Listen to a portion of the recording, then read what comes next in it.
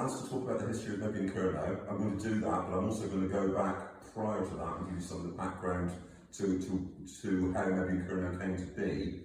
And I'm going to tell you, I'm going to bring it right up to date, literally to today. In preparing this presentation, I'm going to be reading, forgive me, I'm going to talk to you for a long time. If I don't read from notes, I shall forget saving stuff, so forgive me reading.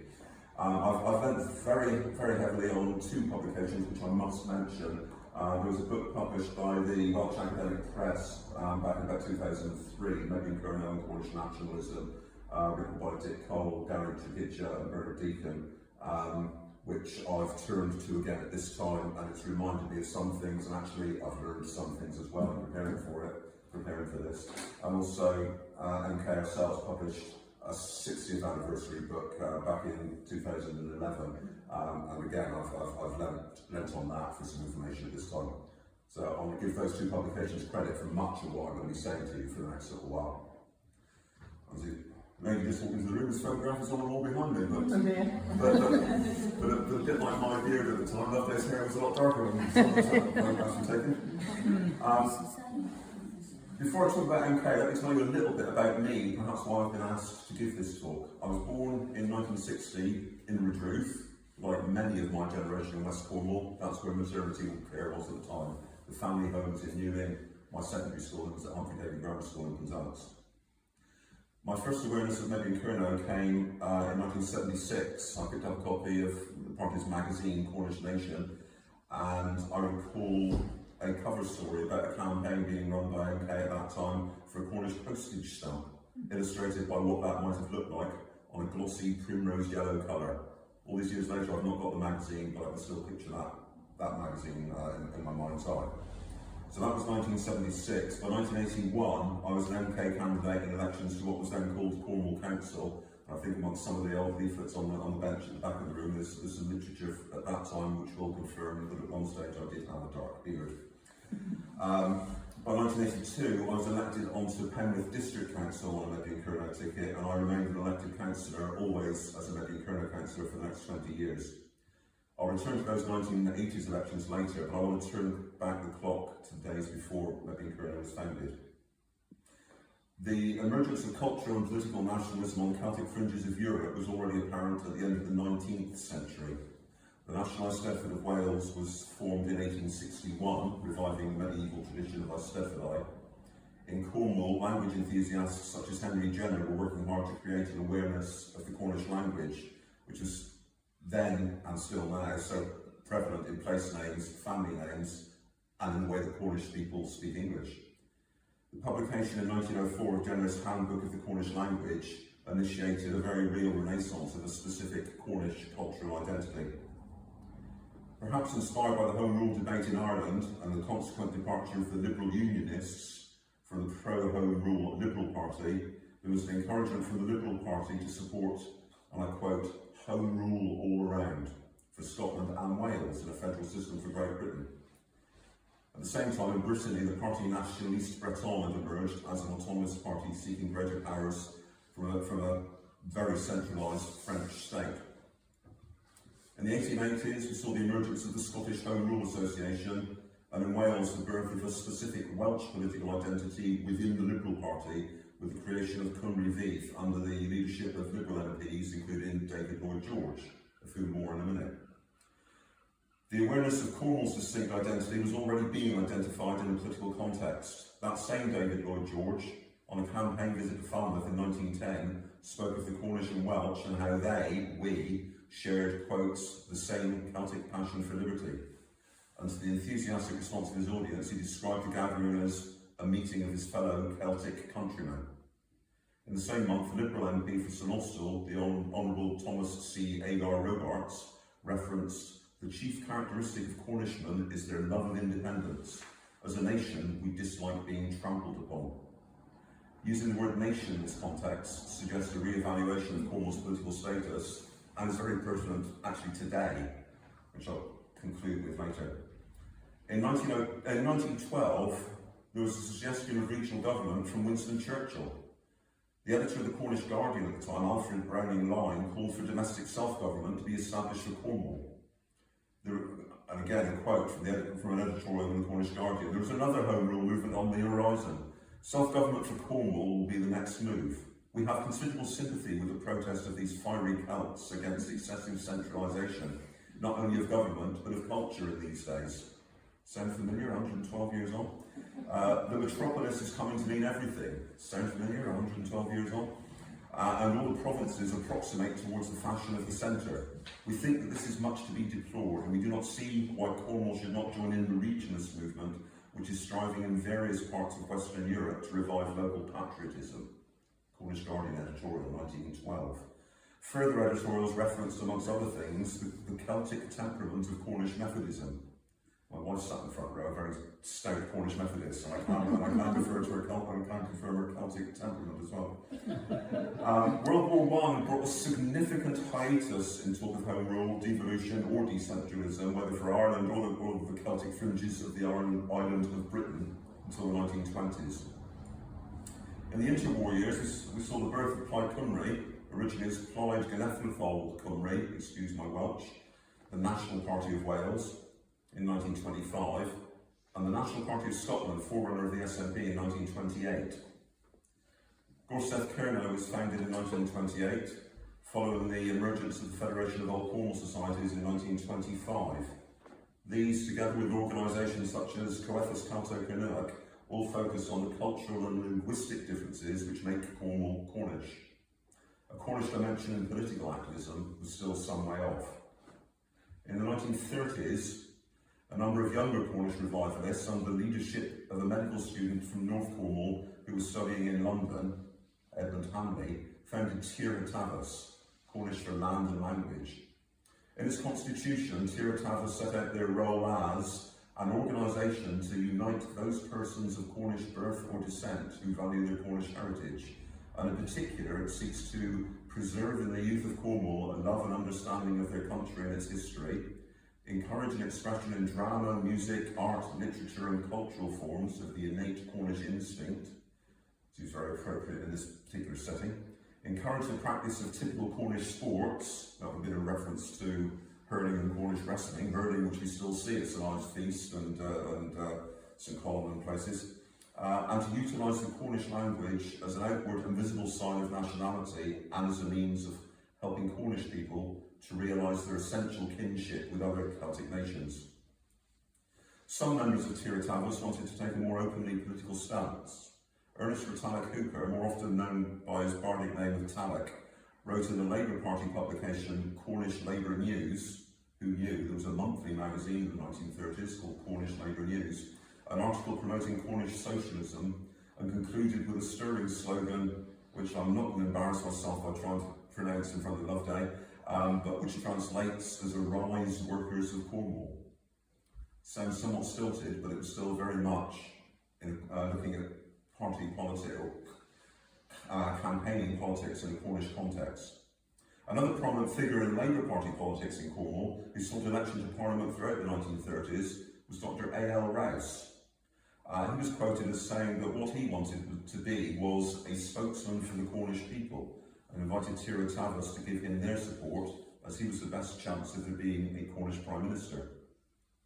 Tíre Tavis was a home for folk like Talak and for John McGonagh, who became an advocate for Hugh McDermott's version of the Federation of Celtic Socialist Republics. Once again, the outbreak of war put such considerations onto the back burner. John McGonagh refused to serve in the armed forces unless Wales and Cornwall were granted self-government. He found that limited support for his stance, although it is important to note that there was some. Others in Tíre Tavis took a more establishment view, and the organisation effectively became moribund at the outset of the war. Through World War II and into the post-war years, we can see the emergence of an organisation which was perhaps the immediate precursor to MK. Some names we've already heard have a role to play. Teaching at Oxford, A.L. Rouse. Amongst his students, John McGonagh. Another student there at that time was the Manchester-born son of a Mousehole man. Richard Jenkins' father had left Cornwall to find work and was a clergyman, Loveday Jenkins' grandfather, to find work and was a clergyman in Manchester. Richard, as a teenage reader, went to Manchester Central Library and discovered the Cornish Miracle Plays. He procured a copy of a Cornish grammar and read all he could about Cornwall, including Carew's Survey of Cornwall. When he got to Oxford, he found others with an interest in Cornwall and all things Cornish. Together they founded the Young Cornwall movement. This was wartime. Communication wasn't easy. However, it was the first Cornish political organisation that featured, in the person of Richard Jenkin, someone who went on to become a founder member of MK. Another figure to emerge from Oxford was Helena Charles. In 1949, she was drawing parallels between the Breton response to French rule and the threat to Cornish identity, writing, "Breton reaction to French persecution and repression has been a vigorous revival of Breton culture, and large numbers of French-speaking Bretons have learned Breton, their own language.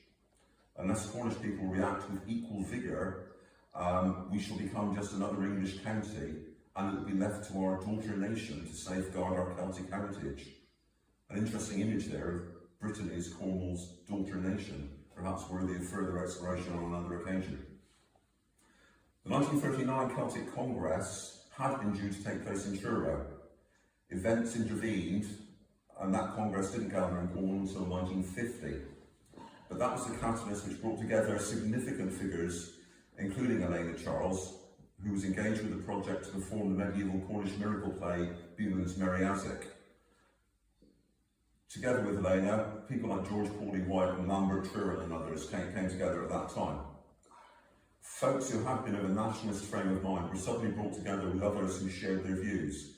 There was encouragement from other delegates, which infused a receptive audience, and the critical mass which became Mebyon Kernow the following year was coming together. This next little paragraph, I put a little box around. I didn't know whether to include it or not. I'm going to, because it amused me when I discovered it.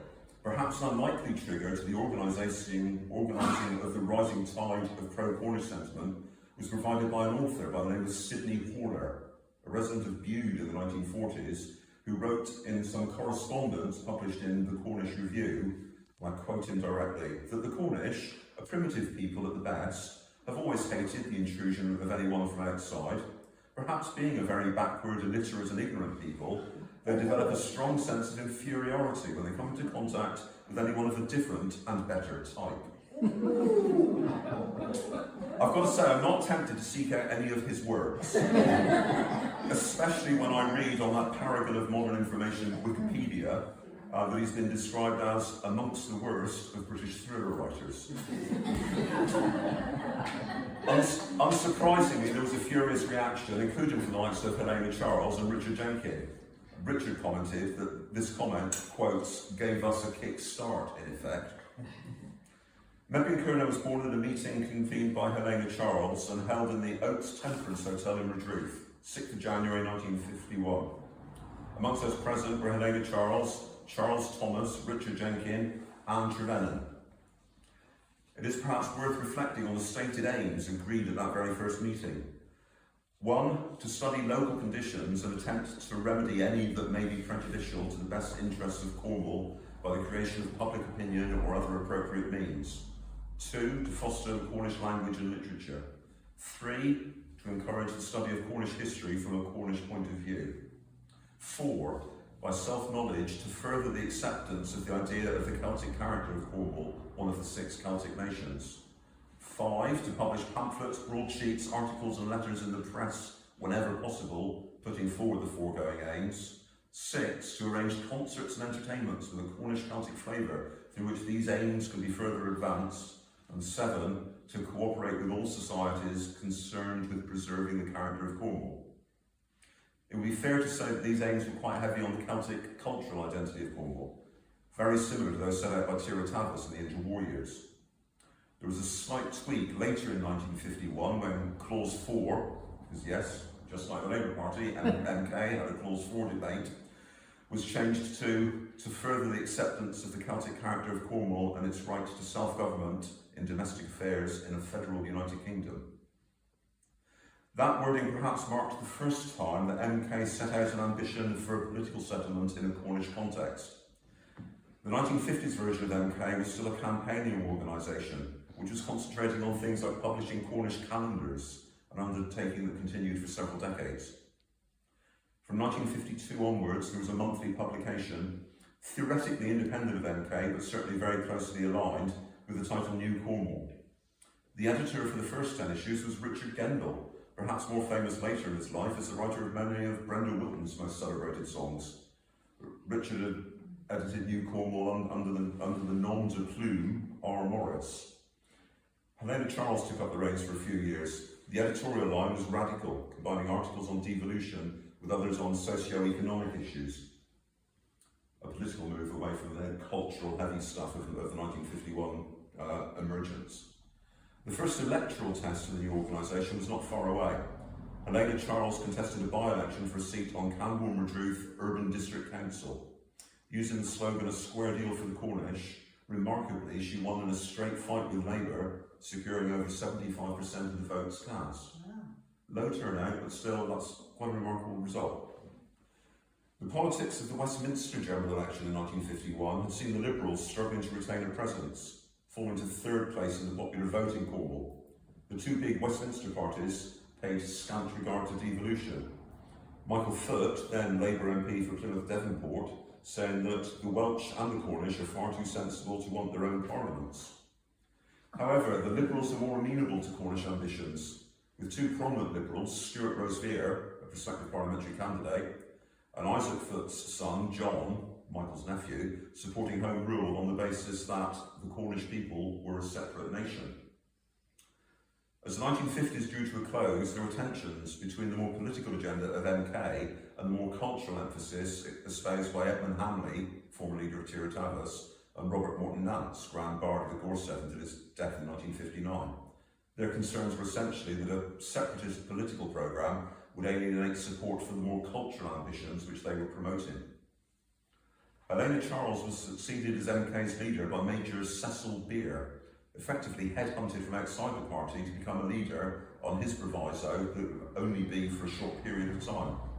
He was in post from 1957 to 1960 and took a much more cooperative approach to the wider Cornish movement than Charles had.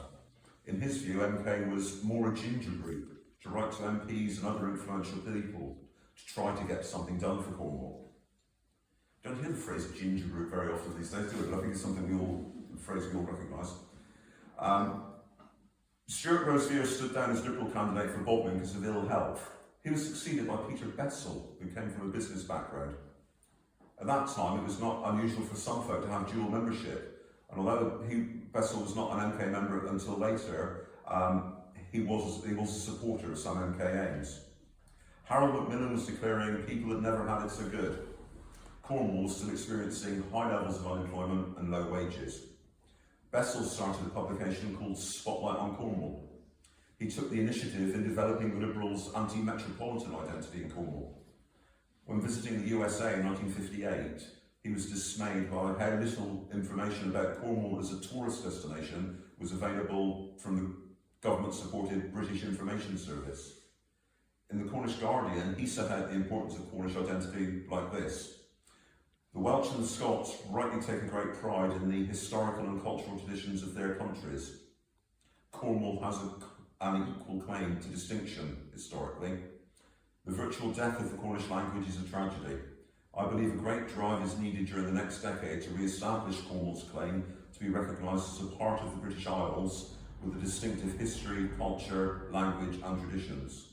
It is not only a matter of self-regard and Cornish pride, it is also a matter of sound commercial sense." This recognition of the economic benefit of promoting Cornish identity was perhaps ahead of its time. It was certainly an astute recognition of the opportunities that could be developed as the economic benefits of a distinct and marketable identity. In the mid-1960s, a controversial policy to create new towns of 50 to 60,000 people, specifically to accommodate Overspill from a rapidly growing London, was rumoured. MK contacted local authorities to urge them to oppose these plans. It was soon determined that Cornwall was not an appropriate location for any such new towns, but a slightly scaled down version of this policy was rolled out in 1966 with town development schemes. The character of Cornish authorities was inward industrial development. Given the low wages and chronic unemployment then being experienced in Cornwall, this was enough to tempt some local authorities. Mebyon Kernow was sceptical as to the capabilities of any level of investment meeting the jobs market of those that may be relocated under this Overspill plan, let alone whether it might be of any benefit to the local economy or more widely. offering any meaningful employment opportunities to those already in Cornwall. MK vigorously opposed the policy, going as far as to draw comparisons with the plantation of Ireland, especially Ulster, in the 17th century.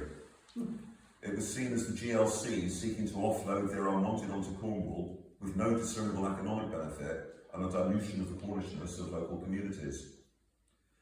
Bodmin Town Council was not persuaded of the folly of these plans and agreed to an overspill estate of 500 homes. Today in Bodmin we still see some of the least impressive economic indicators in Mid and East Cornwall, and the promised bonanza has never materialised. Other towns such as Lanson and Liscard had shown an early interest, but that soon evaporated. Further west, Camborne Redruth Urban District Council were in discussions with the GLC for 1,000 overspill homes. Opposition was vociferous, especially in the correspondence columns of the local press. In April 1967, there was a by-election for the St Day and Lanner division on Cornwall County Council. MK's Colin Lawry for the campaign based on opposition to overspill and called in his election literature for independence in domestic affairs. He also said, "No one will take Cornwall seriously until she asserts her national status." He won a narrow victory against an established urban district councillor, a Liberal candidate who was a keen supporter of the overspill proposals. This was MK's first elected presence on what was then called Cornwall County Council. Candidates from other parties also campaigned against the overspill proposals and did well at the ballot box. In October 1968, Camborne Redruth Council called a special meeting to debate the issue, and the proposals were finally rejected. MK hailed this as a great victory. Mebyon Kernow won 3 seats on urban district councils in 1965, in Wadebridge and in Penryn, the first period of MK nominating official party candidates since Elena Charles's time in the 1950s. Membership of local authorities was still often won, sometimes unopposed, by well-established local independents. Some of these independents were members of political parties, and in some cases, members of other parties also joined Mebyon Kernow. One such county councillor, Paul Thomas from Carronporth, was an independent county councillor who was a member of the Conservative Party, but also joined Mebyon Kernow. Later rumour had it that that was under instruction, so that he could get on the inside and see what was going on.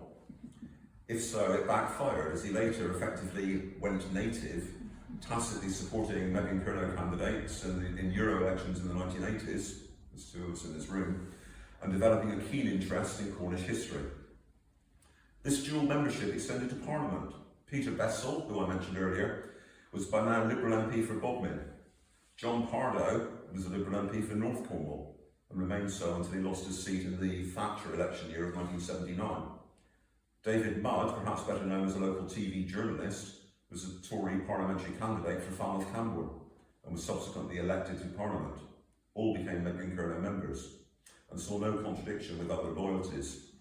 MK was very much seen as a pro-Cornish small p political pressure group, so this quite acceptable position enabled them to promote their Cornish credentials with the electorate. The leadership of the party by this time had passed from Major Beer, who was in post until 1960, to Robert Dunstone. Like many from Falmouth, he worked in the docks. He was also a former DCI soldier, a trades unionist, and a diocesan reader. MK's election forays in the mid-1960s had been on his watch. In 1968, Dunstone was succeeded by Len Turin, a local head teacher and the brother of founder member Lambert Turin. After a number of years in the chairman role, Len took over the role of National Secretary in 1973. MK's first electoral intervention in Penzance came in 1969, when Tim Richards was elected to Penzance Borough Council. One or two might remember him. He was a member of Penrith District Council in the 1980s as an independent when I was a district councillor in the 80s. In 1970, MK made first foray into parliamentary elections, with Richard Jenkins contesting the Falmouth Camborne seat. He stood on a platform of internal self-government, and these policies were outlined in a policy publication entitled, perhaps on a play from the words of Trelawney, What Cornish Men Can Do. The result was a sobering 960 votes, about 2%.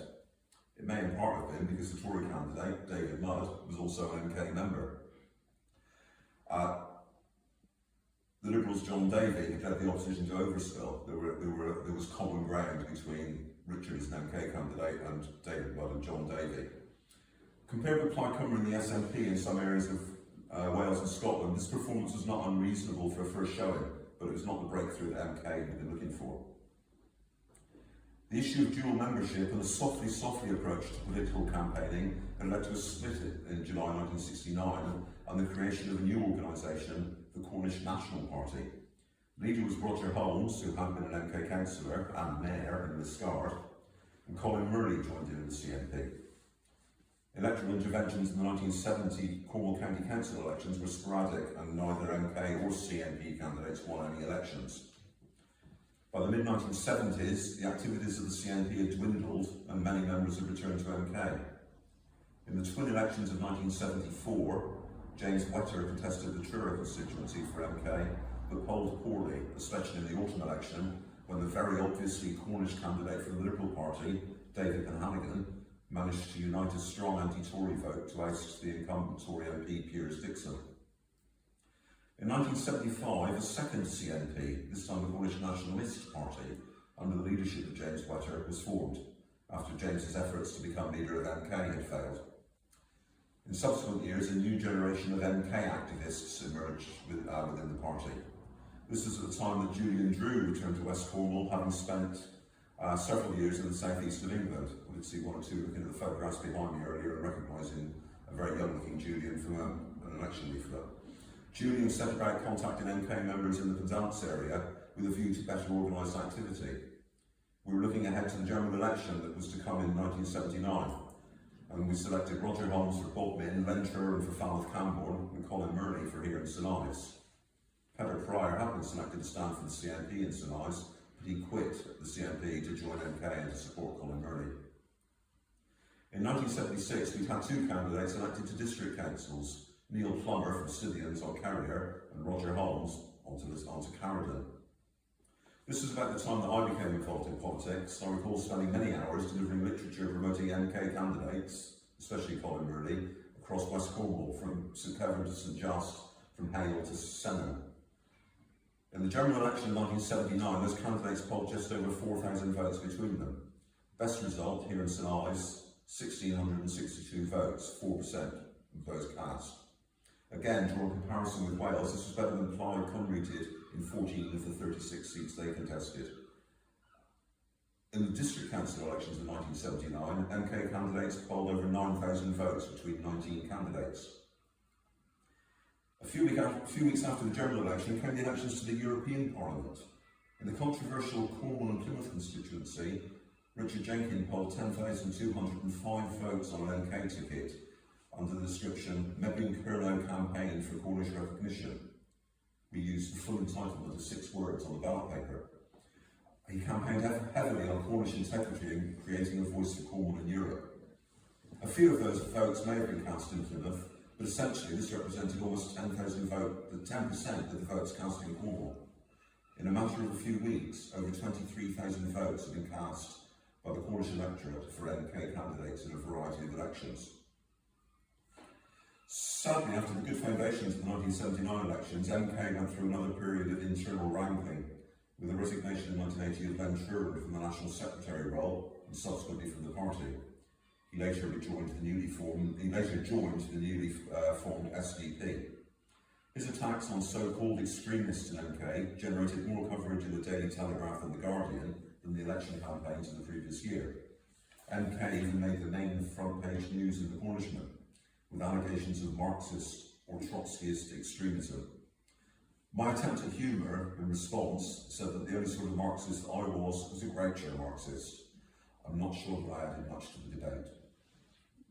Into the 1980s, a new periodical, Anne Waring, Cornish for the People, the Folk, independent of the party, but a bit like New Cornwall the generation before, very much linked to active party members, was taking a left of centre and green agenda, as well as a pan-Celtic autonomist line. Two of those very active in the collective editorial panel were Bernard Deacon and Malcolm Williams, both still very active in the world of Cornish academia. The leadership of the party under Len Turin's succession as National Secretary, Peter Pryor, generated some publicity in 1980 with a campaign challenging the Thatcher government on its failure to tackle high levels of unemployment in Cornwall, with pickets at the Conservatives' constituency offices across Cornwall. I recall being on one outside the Conservative offices in Parade Street, which is where they then were, with your dad, lovely, amongst others. And a delivery of a letter to the Prime Minister in Downing Street accusing them of betraying the small business and self-employed sector after promises of help in the general election manifesto. Another group within the party, Coefas 1913, was founded in 1981 by Peter Pryor, Malcolm Williams, Julian Drew and me. The name came from the 1913 clay workers strike in mid-Cornwall. Parallels were drawn with the National Left group in Plaid Cymru and the 79 group in the SNP, but perhaps a better fit would be the UDB in Brittany, who were looking to build bridges to others on the left and in the Green movement.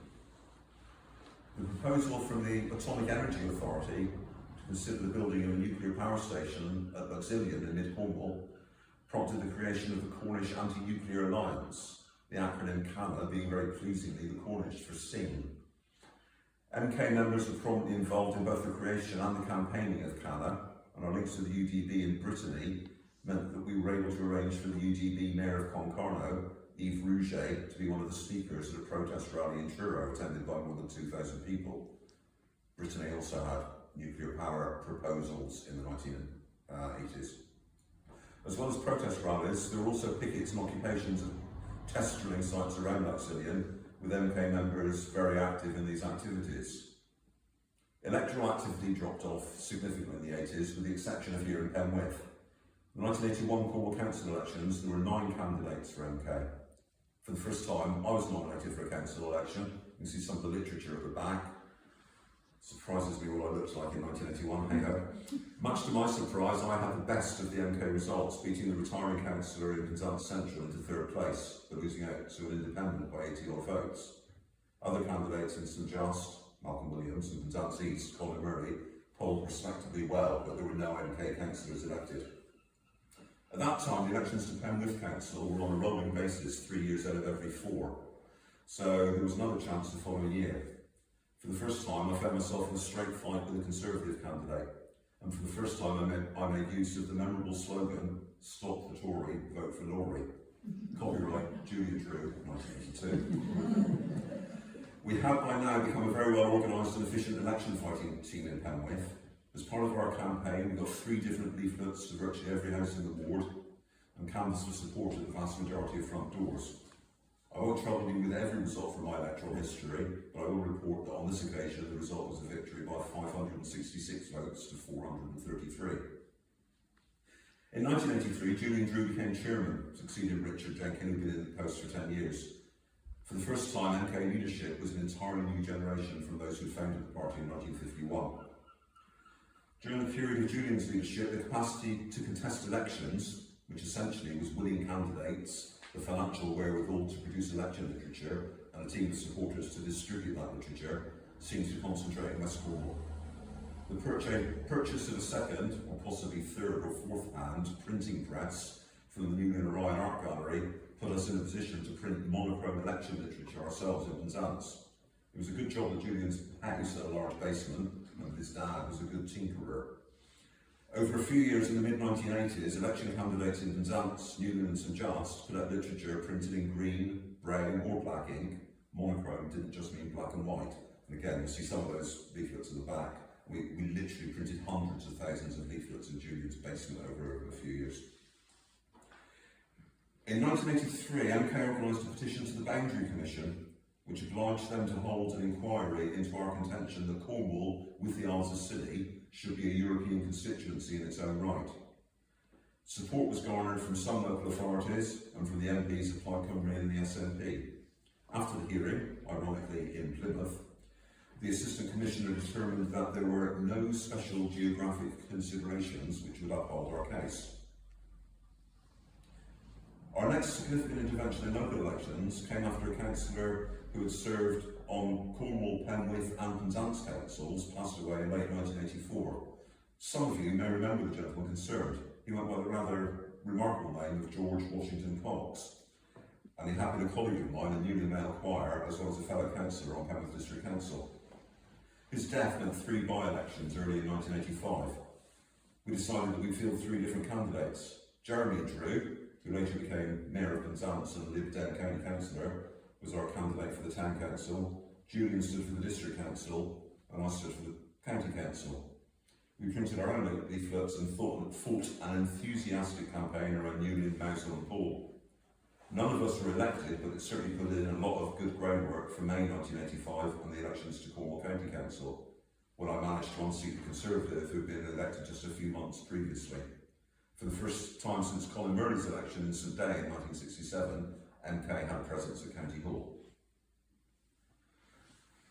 Julian was succeeded as chair in 1985 by Loveday Carlyon. During her term in the post, MK took a change of direction towards a more campaign-focused set of actions. The planning policies being drawn up at the time were being seen as a threat to the Cornish environment and to put unnecessary pressures on community infrastructures, schools, hospitals, roads and so on, and to undermine community cohesion. A pressure group called Cornwall Alternatives to the Structure Plan, or CAST, was formed. This was very much an environmental focused group looking at structure planning policies. It drew people from all parties and none, but MK members were certainly instrumental, with party chair Loveday Carlyon as secretary and Mebyon Kernow councillor Roger Holmes as treasurer. Whilst CAST wasn't able to persuade those in the majority at County Hall to change tack in order to challenge central government assumptions about housing and population growth, it was successful in generating coherent policies and informed debate about these issues, and to assist those of us who sat in council chambers to put a more nuanced and articulate challenge to these assumptions than might otherwise have been the case. At about the same time, the Cornish Social and Economic Research Group, or COSER, was formed. In 1988, they published a very influential book, Cornwall at the Crossroads. The co-authors were Bernard Deacon, of whom we heard earlier, Andrew George, who at one time had been an MK member. Anyone know what's happened to him since? And Ron Perry, a Cornish academic of great repute who sadly passed away in 2016.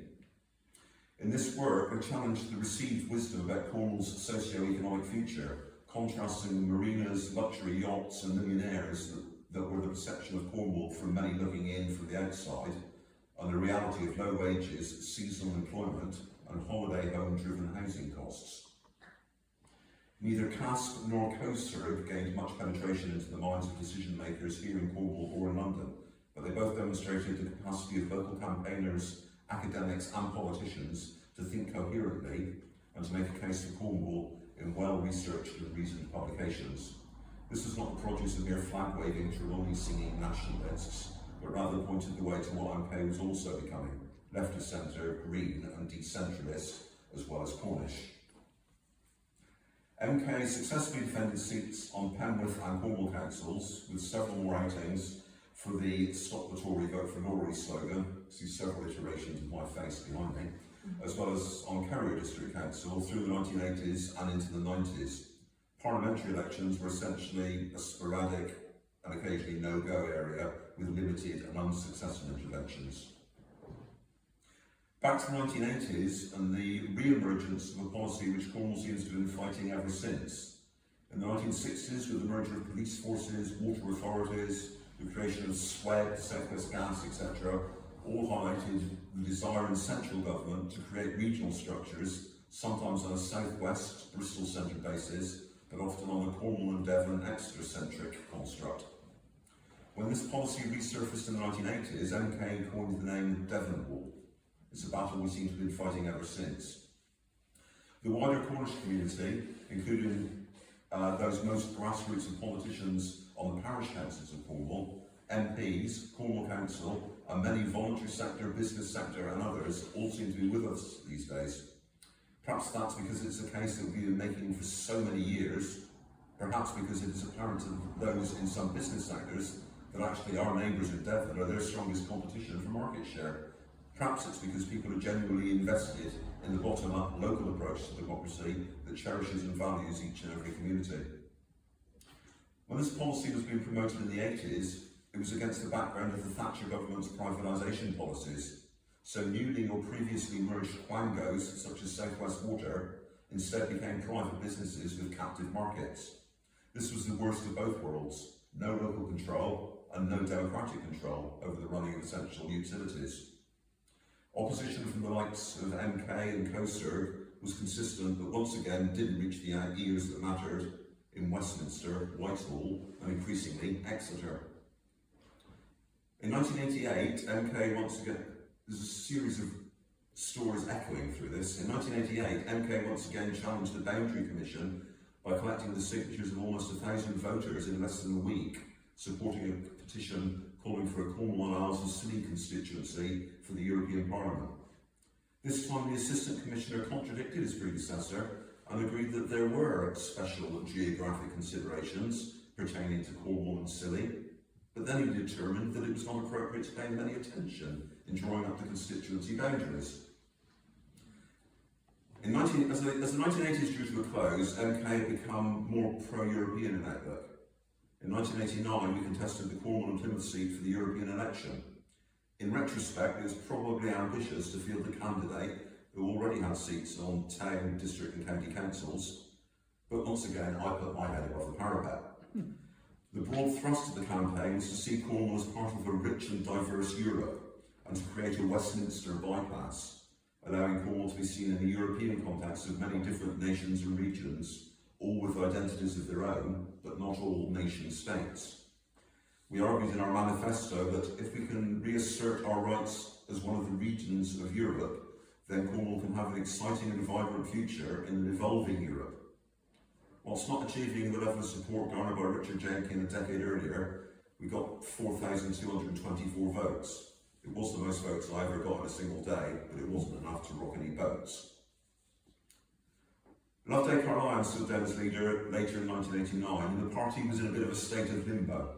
We had a few councillors, myself on Cornwall and Penrith councils, Neil Plummer on Carrier Council, and a handful of town and parish councillors. We had succeeded in persuading the Boundary Commission that special geographic considerations applied, but not to act on their finding, and there was a void in the leadership. Mebyon Kernow's London branch took the initiative to convene a special meeting which was held at Murdoch House in Redruth. Some chose not to take part. Neil Plummer, for instance, describing the London branch as the tail that was trying to wag the dog. However, there was considerable thought put in by many, and after various options from the likes of Bernard Deacon and Peter Pryor were considered, MK emerged still as a political party. A new leader also emerged from this meeting. Loveday Jenkins took on the role that her father had previously fulfilled. In 1993, the party fielded 7 candidates for the Cornwall Council elections, for the first time having a presence within each of the 6 district council areas. We polled an average of a very respectable 17.5%, and I retained the South seat that I'd held since 1985. In the 1994 European elections, Loveday fought a campaign based on various issues such as resistance to out-of-town developments, the need for a Cornish Development Agency, and an echo of her father's call in the 1979 election, the desirability of direct Cornish representation in Europe. It would be fair to say that the result was disappointing with 3,315 votes, about 2.5% of the votes cast in Cornwall. A month after that, we had a bit of a boost. Mebyon Kernow won its first seat on Carrick District Council. Local businessman Tom Tremuran, resisting pressure to stand as an independent, won his seat in a by-election at Perranporth on an MK ticket, fighting as the local man in touch with his local community. He won with 570 votes. The Lib Dems got 360 and the Tories 213. Tom held his seat the following year. Loveday won a seat for the Crowan parish on Carrier District Council. John Bonifo just missed out on a seat on North Cornwall Council by 45 votes. And later in 1995, Mebyon Kernow gained another seat on Penwith, when someone, again, that many of you will remember, Ruth Ward, who had been elected as a Labour candidate, but had been expelled by Labour after a dispute about committee chairmanships, joined MK after sitting for several months as an independent. Ruth described MK as the only party determined to speak for Cornwall. Also in 1985, I'm misreading the notes here, the UK, there's a K involved. Also in 1995, the United Kingdom and 21 other countries subscribed to the Framework Convention for the Protection of National Minorities. The UK, with all the other signatories to this multilateral treaty, which was made under the auspices of the Council of Europe, was required to submit a compliance report. There was much lobbying to secure the recognition of the Cornish as a national minority. MPs, MEPs, leading councillors and others made submissions to the Home Office. Despite my scepticism at the time, mention was made of Cornwall in the report, but only to say that we were specifically excluded. However, that reference gave us an opportunity as it gave us something to respond to. Again, this required cooperation between those of all parties and those of none that shared our aim of putting the case for Cornwall. MK, Lib Dem and independent councillors, Cornish academics and others worked together on this campaign, and I'll mention the outcome again in a little while.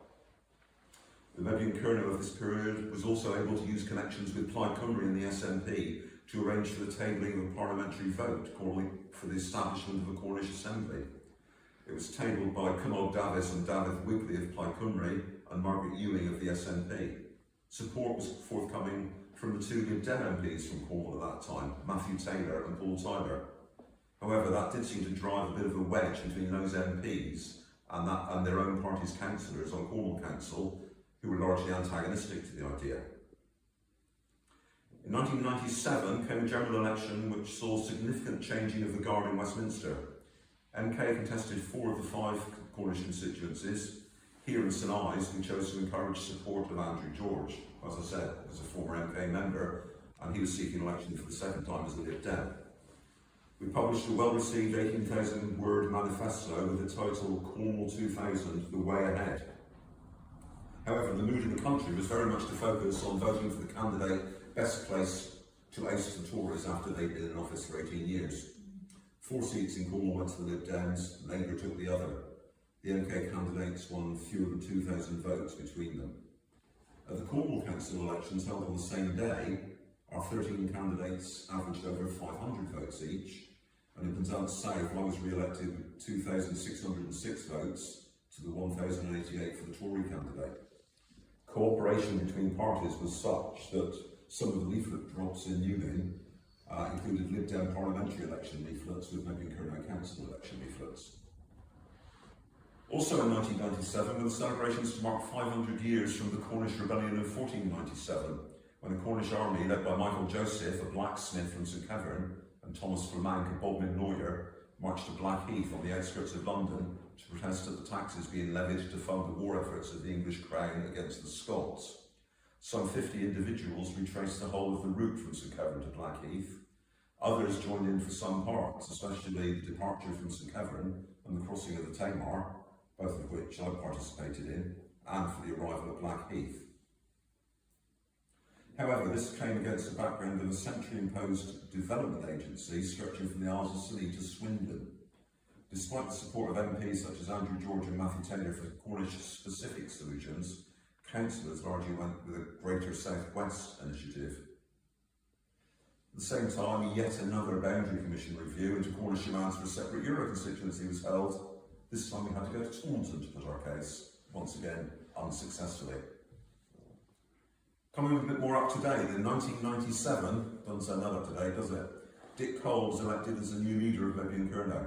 Dick Cole is still in place. There is one party political leader in the United Kingdom who's been in place longer than Dick. Again, someone you will all have heard of, but someone who's, to my knowledge, doesn't hold elected office anywhere, Arthur Scargill of the Socialist Labour Party. The only person who's been imposed as a party political leader in any registered UK political party longer than Dick Cole. Dick set out in his acceptance speech the unwillingness of Labour to see Cornwall as a political entity, and spoke of the idea to bring together folk across party political divisions who might challenge this. Talks were held with Andrew George and others, and subsequently the Cornish Millennium Convention was created, from which emerged a publication, Into the Millennium or Into Oblivion. Simultaneously, the closure of South Crofty Mine brought about protests which united several organisations in an action to run a slow-moving traffic on the A30 out of Cornwall one day in February 1998.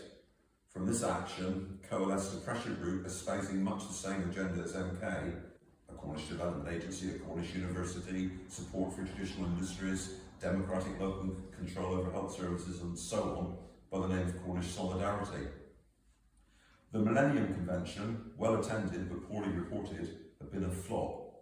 Cornish solidarity with protests such as crossing the Tamar Bridge and paying the toll in pennies certainly resonated much more with the wider Cornish community. A key demand from Cornish solidarity had been the granting of Objective 1 status for Cornwall. This would be a major stepping stone to recognising the impoverished nature of the Cornish economy and putting support in place to help address that. However, Cornwall and Devon were regarded as one unit for key statistical purposes by Eurostat. In 1996, the Office of National Statistics had launched a UK-wide review which saw an incredible 20% of all the representations from the whole of the United Kingdom specifically calling for Cornwall to be decoupled from Devon for this key statistical analysis. Many of those representations came from MK members and supporters or from associated organisations.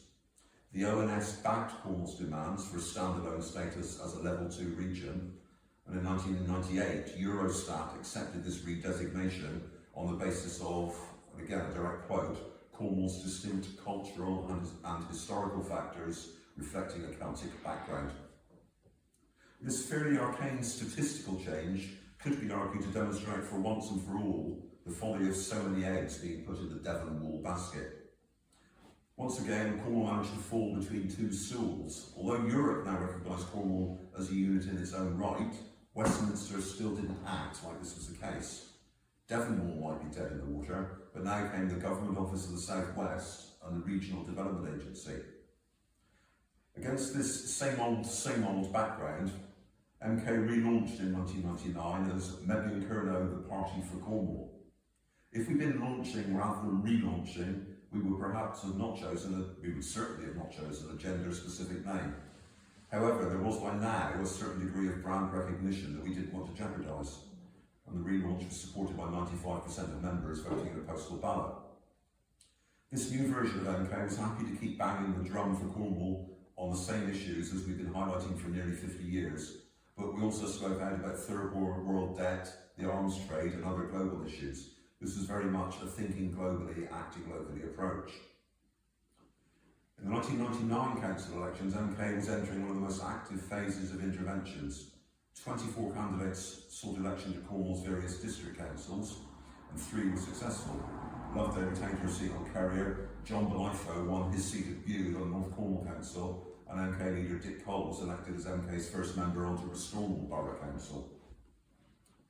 As we approach the new millennium, the publication of the report, the Cornwall and the Council of Europe Framework Convention for the Protection of National Minorities, this report, was a culmination of a great deal of work by many people with whom I was pleased to work over a period of the previous few years. Academics such as Bernard Deacon, Ron Perry and Dr. Philip Payton, councillors such as Alistair Quinnell, a Lib Dem from Bodmin, Neil Plummer, sometime MK, sometime independent from Stidians, Bert Biscoe, independent from Truro, leading lights of MK from founder members Richard Jenkin and Anne Trevelyan Jenkin, and current leader Dick Cole, Cornish Solidarity leader Mark Kajmarek, and many others worked together to create a piece of work of which I remain very proud. I say I remain proud of it. It was my honour to write the foreword as the chairman of the coordinating committee for that report. Funding from the Joseph Rowntree Reform Trust and support from Cornwall's MPs and a cover commendation from David Wigley MP of Plaid Cymru all helped to create a well-presented report which had been written by Bernard Deacon and assisted by Julian German. In 2001, MK fielded 3 candidates for the general election. Colin Jenkin in Truro, Ken George in South East Cornwall, each polled 2.3%, and Hilda Wasley in Falmouth Camborne squeezed in a 3-way marginal 1.8%. Unlike 1979, these votes were poorer than all Plaid Cymru and SNP candidates, but did compare favourably with the UDB in Brittany, whose 33 candidates in the French Legislative Assembly elections the following year got between 0.6 and 2.2%. In the Cornwall Council elections of 2001, MK's candidates polled credibly well, with 2 of us, as far apart as Penzance South and Bude, each gaining over 1,000 votes. However, no MK candidate was elected, and after 16 years, I no longer had a seat on Cornwall County Council. Some of you may remember the man elected to replace me at that time, a Labour councillor, John Payne, known to many as Billy Boot through his football associations. It was notable by this time that MK candidates, having previously been concentrated first in Camborne and Redruth and then in Penwith, were now found the length and breadth of Cornwall. On St Piran's Day 2000, MK had launched a petition calling for a Cornish Assembly, clearly asserting that Cornwall is a nation with its own identity, culture, traditions and history. The petition went on to call for a Cornish Assembly that could set the right democratic priorities for Cornwall and provide a stronger voice for our communities in Britain, in Europe and throughout the wider world. With teams of canvassers in towns from St Just in the west to Millbrook in the east, all under the enthusiastic coordination of Paddy McDonough, this petition was soon gathering hundreds and then thousands of subscribers, each on an individual A4 sheet. The hugely symbolic figure of 20,000 was reached with a public signature by Dean Shipton, then captain of the Cornwall rugby team. By the time we were looking to draw this campaign to a close and submit the petition to Downing Street, 50,000 people from Cornwall, fully 10% of the Cornish electorate, had signed this declaration. Support came from 4 of Cornwall's 5 MPs, from over 130 councillors of all political persuasions, and outside of Cornwall, support was forthcoming from Clyde Cymru MPs and Assembly members, SNP MPs and members of the Scottish Parliament, and several Irish TDs, including at least one Irish Government Minister, Eamon O'Queeve, who was the grandson of Eamon de Valera. Running in parallel with the Assembly petition was the creation of a new cross-party pressure group, the Cornish Constitutional Convention. This emerged from a conference under the title Whose Regions, held at Lanson and jointly organised by MK and an English devolution pressure group called Devolve. The convention was launched on the 7th of July 2000 at a meeting addressed by, amongst others, Tory parliamentary candidate Nick Circle and Lib Dem MP Andrew George. Driving personalities behind this work were Bert Biscoe, Dick Cole and Stephen Horscroft. Representatives of the convention twice met with government ministers and made a coherent case for thinking beyond a geography which just played blind obedience to existing regional development agency boundaries. One persuasive argument that was made was that Cornwall was missing out on £59 million of economic activity every year simply by dint of all the regional centralisation of various quangos, government departments and privatised infrastructure companies which were all based outside Cornwall. That £59 million wouldn't be the benefit to the Cornish economy if they were all based west of the Tamar, but rather what the pro rata share would be if the relevant proportion were based here. Exeter and Bristol were getting rich at the expense of Cornwall. Business Age magazine picked up on these issues and published an article which bluntly accused central government of raping Cornwall financially. They went on to say, out of a tiny gross domestic product of 3.6 billion, the government takes over 1.95 billion in taxes and puts back into Cornwall less than 1.62 billion, a gap of more than 300 million. That's not some rabid Cornish nationalist saying that, that's Business Age magazine saying the government's taking 300 million a year more out of Cornwall than it's putting in.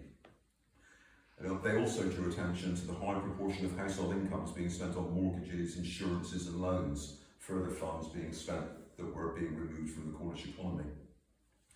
This work, the petition from MK, the Cornish Constitutional Convention, the lobbying of government ministers, the recognition of the economic impact in the serious business press, all represented the most coherent, consistent and publicly supported case for a new constitutional settlement from any part of the United Kingdom.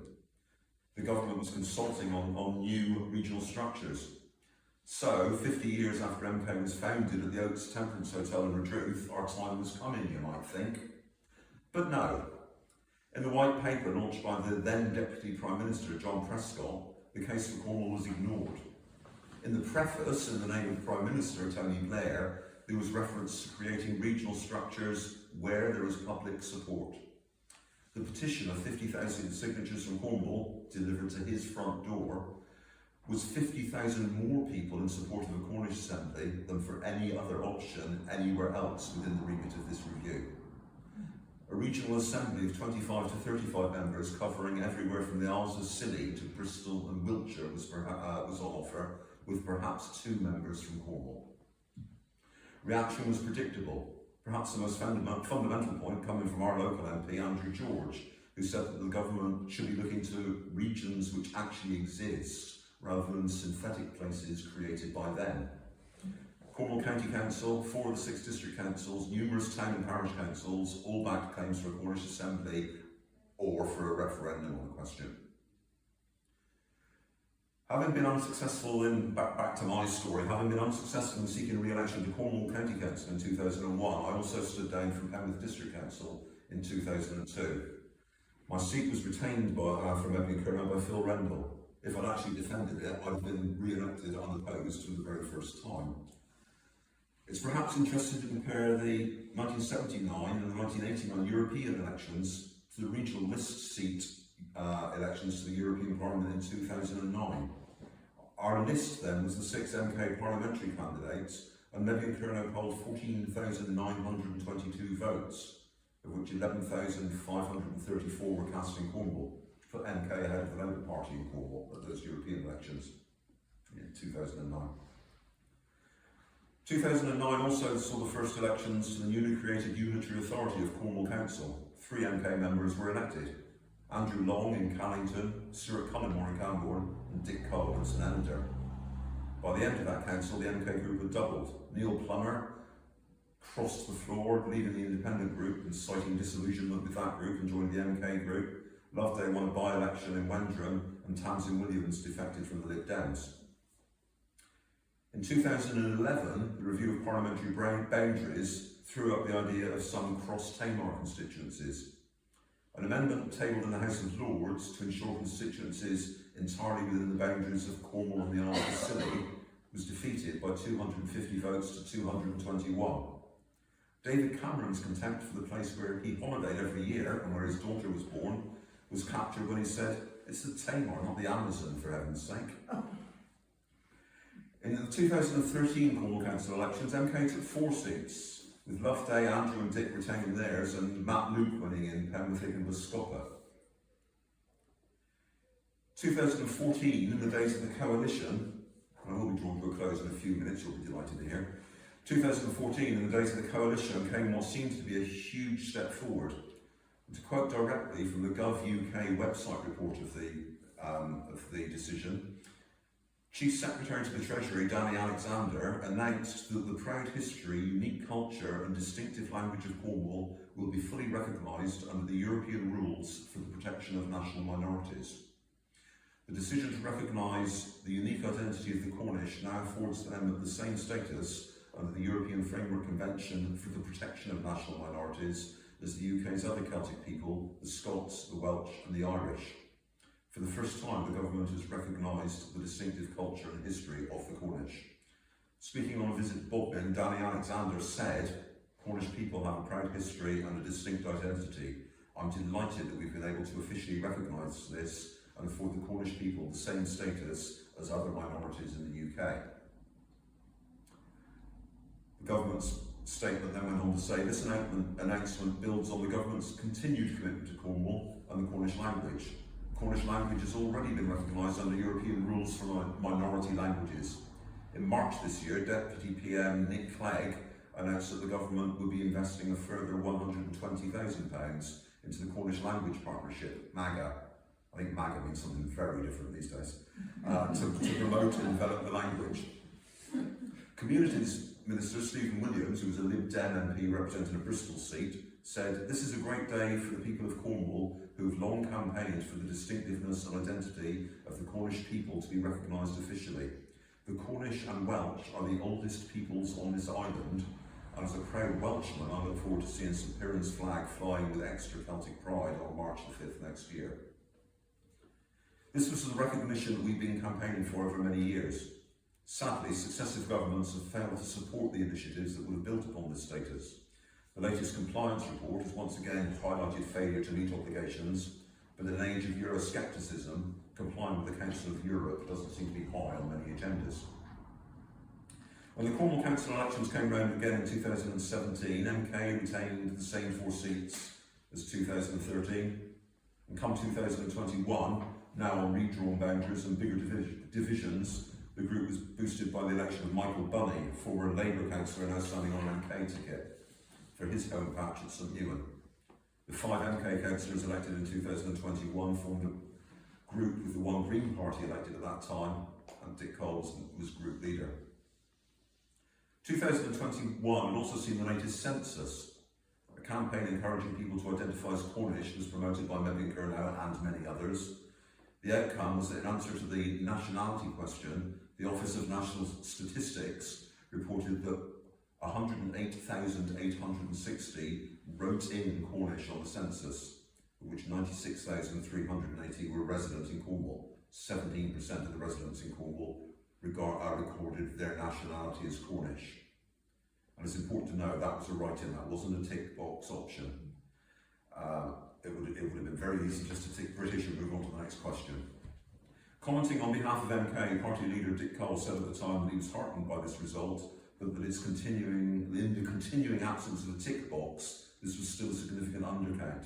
He reiterated his call for Cornish to be an option on all official forms where data on nationalities was collected. Up to this year, and in January this year, MK Group leader Dick Cole tabled a motion at Cornwall Council when the Unitary Authority overwhelmingly backed a motion to support development on a Cornwall footprint and to oppose a Southwest Peninsula Mayoral Strategy Authority. Doesn't that just run off the tongue? Being imposed on Cornwall. The motion was tabled in Dick's name, seconded by an independent councillor, Peter Labroy, and was backed by 56 councillors, with 4 opposing and 11 abstentions. One of those abstentions was the leader of the council, but even the Cornwall Council press statement published after the meeting said, Councillor Taylor, leader of the council, said, although there were some disagreements over wording, it is clear that the whole chamber supports securing a Cornwall-only deal for the benefit of our residents. This motion also won the support of all 6 of Cornwall's MPs, who met with the Deputy Prime Minister, Angela Rayner, to press the case for a specific Cornish devolution settlement. Last bit of paper. When the 2025 Cornwall elections came around, MK was hopeful of retaining 4 of the 5 seats held in the previous council. Michael Bunning's not defending his, and had targeted a number of other seats from Camborne to Clay Country where gains were hoped for. In the event, the light blue wall of the latest iteration of Nigel Farage's political career put paid to that. Andrew Long, Loveday Jenkin and Dick Cole were successful in their seats, but Matt Luke lost out to Reform UK, and 3 other candidates in and around St Austell and in Camborne finished in strong second places behind Reform UK candidates. MK was successful in gaining more town and parish council seats than ever before back in May, especially with significant groups on the councils in towns as far apart as Camborne and Callington. These grassroots politicians working for their communities and for Cornwall is what MK does so very well. It does seem worth pointing out just before I draw to a conclusion that those of us who have successfully contested multiple elections for Mebyon Kernow, from the days of Roger Holmes and Neil Plummer in the 1970s, through the era when I was more directly involved personally, to the likes of Matt Luke, Dick Cole, Andrew Long and Loveday, have all been deeply rooted personally in the communities that we've represented. Just today, bringing us right back to date, Cornwall Council has overwhelmingly passed by 53 votes to 22. A proposal moved by, in the name of Dick Cole, moved by Dick as a Mebyon Kernow councillor, seconded by a Liberal Democrat and supported by councillors from Lib Dem, Tory, Labour and independent groups. A proposal to reaffirm the position of the council back in January, supporting the call for a Cornish devolution package and asking the government to recognise Cornwall as one of the 5 nations of the UK. Once again, this speaks well of the consistency, the coherence and the commitment of MK over many years and of our willingness to work with other parties and independents to make the case for Cornwall. I really feel that we've punched above our weight in doing that over many, many years. We've come a long way since 1951. Our ideas seem to strike a chord with many people in Cornwall, even though they may not necessarily be MK members nor particularly identify themselves as MK supporters.